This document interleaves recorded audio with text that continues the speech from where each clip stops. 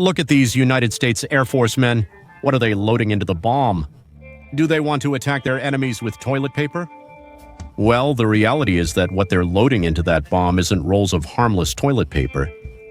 In fact, what they're putting inside that shell is something much more devastating than a real bomb. It's propaganda.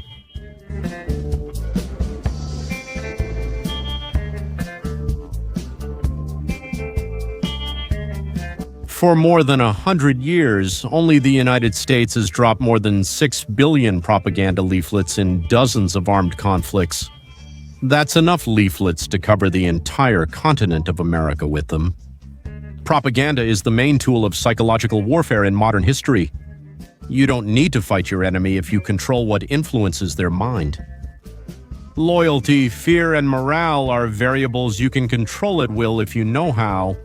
And in World War II, both sides knew very well how to reach the minds of their enemies. The form shown at the start of the video is among the most common ways to distribute propaganda and information.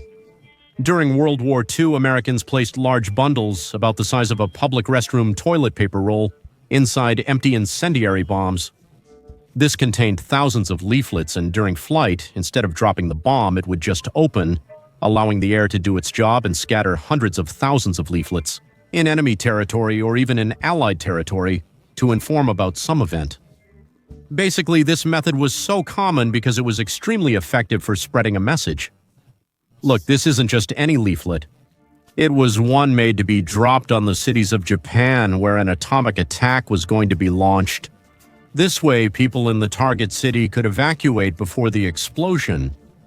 It contained a warning message about what was going to happen. Since those leaflets are warnings, many people think they were dropped before the attacks. But unfortunately, these leaflets, interestingly, were dropped after the atomic attacks. It happened this way because the detonations were also carried out to study the destruction these bombs could cause in a real city in terms of both infrastructure and people. If they evacuated, they couldn't study its effect on people, so dropping these leaflets made no sense to the Air Force.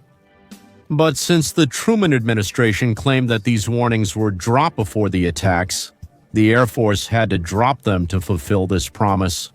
What they did was drop the warning leaflets in surrounding cities after the atomic attacks, even though they weren't going to drop any kind of bomb there. This way they could make use of the warning leaflets to cause fear and further demoralize the population. It may sound macabre, but that's how things were back then.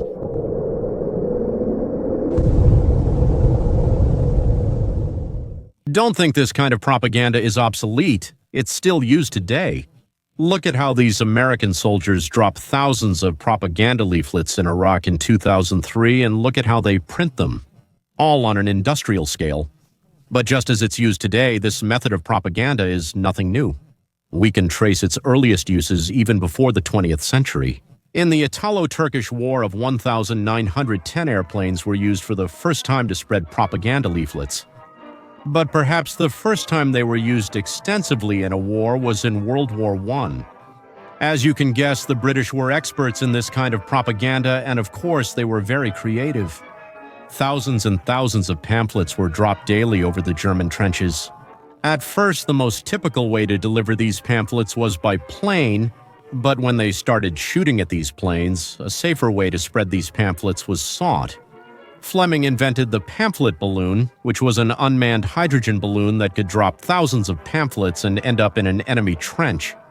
It was so popular that 48,000 were made. The messages in the pamphlets were as clever as the way they were delivered. The pamphlets often included postcards from captured German soldiers, talking about how well they were treated as prisoners and how excellent the food was. There were also fake surrender notices and information discrediting Kaiser Wilhelm. II and his generals about the effectiveness of this propaganda. Well, the Germans had a rule about these. If you got one, you had to hand it over to your superior immediately, otherwise you could be severely reprimanded. 1 in 7 pamphlets was not given to superiors, despite serious consequences. In fact, interviews with prisoners of war found that many of them were disillusioned with how their army was being used as cannon fodder. That information could only be obtained through the pamphlets and the subsequent word of mouth. Paper propaganda was indeed useful. When World War II started, the Royal Air Force mainly conducted propaganda leaflet missions, continuing this throughout the war. Joking aside, it was important to keep the Allies united and keep them away from opposing ideologies. When the British were fleeing from Dunkirk, this leaflet was dropped by the Germans all over the remaining territory occupied by the Allies. That's the real one, but here is the version shown in the movie Dunkirk. I don't think there's any propaganda more demoralizing than this. The Germans also dropped propaganda in the W/1I. This was equipped with a cardboard tube that was detonated over British territory, releasing thousands of pro-Germany propaganda leaflets. By 1943, the United States already had multiple propaganda devices of this kind. For example, they invented the Monroe bomb. This was an incendiary bombshell, but instead of napalm, it had rolls of propaganda leaflets inside. The British would also invent propaganda artillery shells, which contained thousands of leaflets and could be fired directly into enemy territory, right in the middle of the battlefield. American leaflets were not usually as elaborate. They often showed fields of huge German graves, but the Germans really knew their way around propaganda. Some of the most effective leaflets used by the Germans was this one that says, "Do you remember your last kiss? How happy you were back then? Together you spent wonderful moments relaxing on the beach, dancing, enjoying lots of parties, listening to your favorite band's music." The back of the pamphlet reminds the soldier that his loved one misses him and that most of the men who were with him have already died. It made many question whether to stay or leave. In Europe, Americans found this propaganda only convinced the enemy when their morale was low. That explained why the large amounts of pamphlets dropped by the British at the beginning of the conflict. It was a completely useless effort. Probably the most effective pamphlets were the surrender passes. If you surrendered with one of these, they had to treat you humanely, or at least that's what the pamphlet said. Over 10,000 Germans surrendered holding one of these. In the Pacific, the Americans took this kind of propaganda very seriously. They dropped more than 500 million pamphlets over enemy territory. When the bombing campaigns began over Japan, these warning pamphlets were dropped. Read this carefully, as it could save your life or the life of a family member or friend. In the coming days, some or all of the cities listed on the back will be destroyed by American bombs. These cities contain military facilities and workshops or factories that produce military equipment. We are determined to eliminate all tools the military clique uses to prolong this war. Unfortunately, bombs have no eyes. Therefore, in accordance with the well-known humanitarian policies of the United States Air Force does not wish to harm innocent people. It warns you to evacuate the mentioned cities and save your lives. The Japanese government imposed harsh sanctions on those civilians who had copies of these leaflets in their homes. On the other hand, Americans could keep the leaflets dropped by the Japanese as souvenirs. After all, this propaganda was only useful when the soldiers' morale was low. After World War II, the United States kept using this tactic.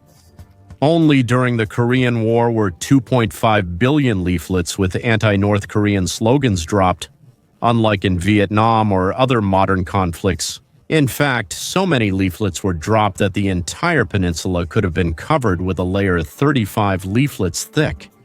Honestly, it's a good thing that paper is biodegradable, officially since the year 2000.